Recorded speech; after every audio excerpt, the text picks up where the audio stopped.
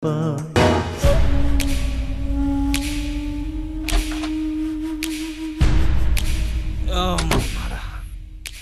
கஜா மாறி ரெண்டு பேரும் சாப்பிட்டீங்களா? சாப்பிட்டாச்சு. எங்களை எந்த குறையும் இல்லாமல் பார்த்துக்கிறீங்க.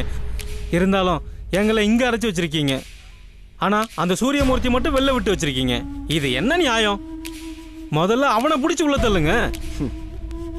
நீங்கள் ரெண்டு பேரும் அம்பு எய்தவன் அந்த சூரியமூர்த்தி.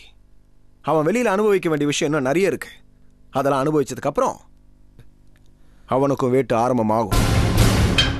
நீங்கள் சொல்கிறது நியாயமாக தான் தோணுது ஐயரே. ஐயரே, என் ஒய்ஃபுக்கிட்ட ஒரே ஒரு தடவை மட்டும் ஃபோனில் பேசிட்டுமா? எதுக்கு? சும்மா தான். அவள் எப்படி இருக்கா ஏது இருக்கான்னு விசாரிக்க தான். வேற எதுவும் பேச மாட்டான் ஐயரே. என்ன நம்புங்க ப்ளீஸ்.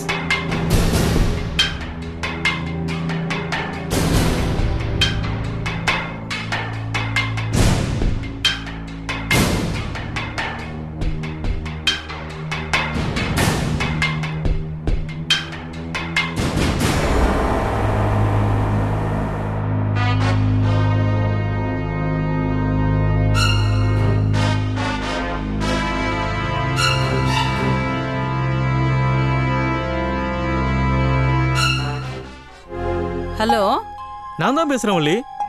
என்னய்யா எப்படி இருக்க? நல்லா இருக்கேன் வள்ளி. நீ எப்படி இருக்க? ஏதோ இந்த உடம்புல உசுரை வச்சுக்கிட்டு உனக்காக நாளை ஓட்டிட்டு இருக்கேன்யா.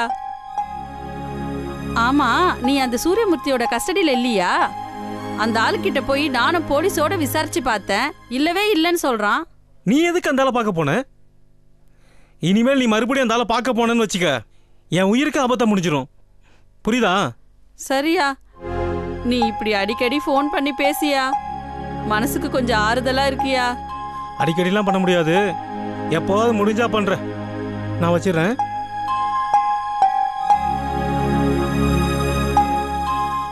என்னவா? என் பொண்டாட்டி போலீஸ் ஸ்டேஷன் போயிருக்கா. அந்த சூரியமூர்த்தி மேல போலீஸ்க்கு இன்னும் சந்தேகம் அதிகமாக போகுது. இனிமே உன் பொண்டாட்டிக்கிட்ட இந்த மாதிரி நீ ஃபோனில் பேச முடியாது. ஏன்னா தேவையில்லாமல் அப்புறம் என் மேலே சந்தேகம் வரும். புரியுதா? ரொம்ப நன்றி ஐயரே. இனிமேல் பண்ண மாட்டேன். சரி.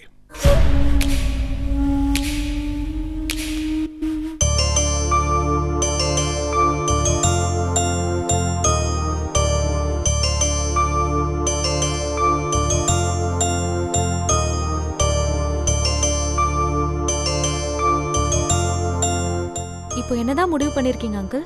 எந்த முடிவும் பண்ண முடியாம தவிச்சிட்டு இருக்கேன்.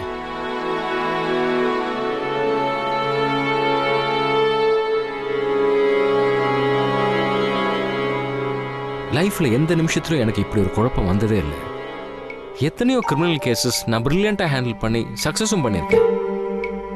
ஆனா இந்த ஒரு பிரச்சனையை மட்டும்தான் எனக்கு எப்படி ஹேண்டில் பண்ணதுன்னு தெரியல மாப்ள. அங்கிள், நான் உங்களுக்கு சொல்லணும்னு அவசியம் இல்லை. இந்த மாதிரி பிரச்சனைய புத்தியால முடிவு எடுக்கிறதுக்கு பதிலா மனசால முடிவு எடுக்கிறது தான் நல்லதுன்னு எனக்கு தோணுது.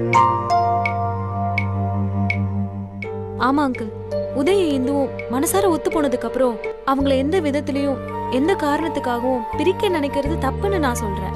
என்ன சொல்ற நீ? விட்டு நீ அவங்க ரெண்டு பேருக்கும் ரெஜிஸ்டர் மேரேஜ் பண்ணி வச்சிருவ போல இருக்கு. அப்படி ஒரு சூழ்நிலை வந்தா நிச்சயமா அவங்களுக்கு உதவணும்னு தான் எனக்கு தோணும் சித்தி. ஏய், அந்த திமிரு பிடிச்ச இந்துவுக்கு எப்ப பார்த்தாலும் சப்போர்ட் பண்ணிட்டு இருக்க. எக்காரணத்தை கொண்டு அவ எங்க வீட்டுக்கு மருமகளா வரக்கூடாதுன்னு நான் போராடிட்டு இருக்க. நீ என்னடா இப்படி சொல்லிட்டு இருக்க? உன் மனசுல என்னதான் நினைச்சிட்டு இருக்க? சித்தி, நான் என் மனசுல என்ன நினைச்சிட்டு இருக்கேன்றதை விட உங்க தம்பி மனசுல என்ன இருக்குங்கிறத முதல்ல நீங்க புரிஞ்சுக்கணும். தனிப்பட்ட முறையில உங்களுக்கு இந்த மேல கோவம் இருக்கலாம். அந்த கோவம் உங்க தம்பிக்கு பாதகமா அமைஞ்சிடக்கூடாது. அதை நீங்க தயவு செஞ்சு உணர்ந்து அதுக்கேற்றபடி நடந்துக்கோங்க. நான் எப்படி நடந்துக்கணும் நீ எனக்கு சொல்லி தரியா? கலா, சின்ன விஷயத்தை நீயே பெருசுபடுத்திக்கிட்டு இருக்க. கலை அவ வியூ சொல்றா. நீ உன் வியூவை சொல்றதுக்கு எவ்வளவு ரைட்ஸ் இருக்கோ அதே ரைட்ஸ் கலைக்கும் இருக்கு. Please understand. மாப்பிள்ள சொல்லுது சரிதான் கலா. நீ கொஞ்சம் சும்மா இரு. ஏற்கனவே நான் குழம்பு போயிருக்கேன். இதுல நீ வேற பிரச்சனையை திசை திருப்பாத ப்ளீஸ். இப்ப பிரச்சனை அந்த சூரியமூர்த்தி பத்தி தான் தவிர இந்துவை பத்தி இல்ல. என்னோட கவலை எல்லாம் நாளைக்கு அந்த சூரியமூர்த்தினால எந்த ஒரு பிரச்சனையும் வரக்கூடாதுன்னு தான். இந்த விஷயத்துல நான் என்ன சொன்னாலும் உங்க அம்மாவும் கேட்க மாட்டேங்கிறா. ரொம்ப தொந்தரவு தரா.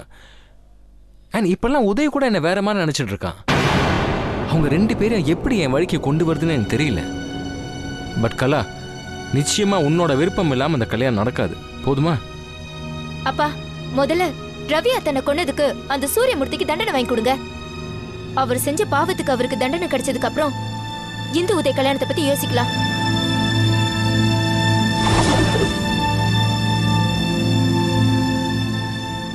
வெள்ளை தாமரையில்